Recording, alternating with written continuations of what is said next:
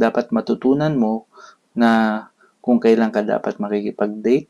Tapos kasi kung hindi ka pa handa, dapat hindi mo to ginagawa. Unahin mo na ayusin yung sarili mo.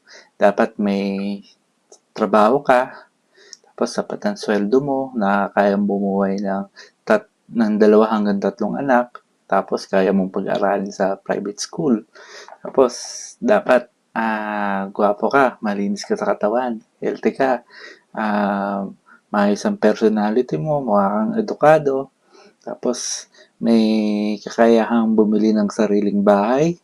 Tapos syempre kailangan mo 'yon dahil kung kukuha ka ng matinong babae, medyo hindi sila attracted kung ititira mo lang sila dun sa bahay ng magulang mo.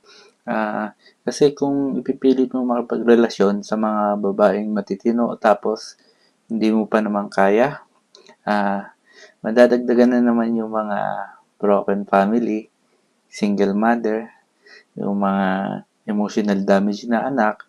So please, medyo madami na sila kaya wag mo nang dagdagan. Okay?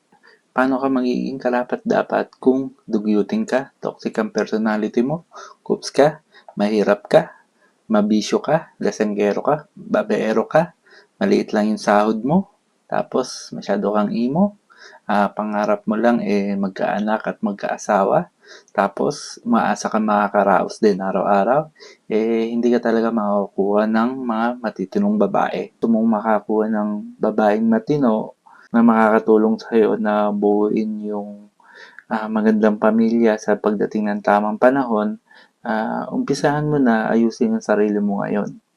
Iset mo yung life goals mo, tsaka yung mga pangarap mo.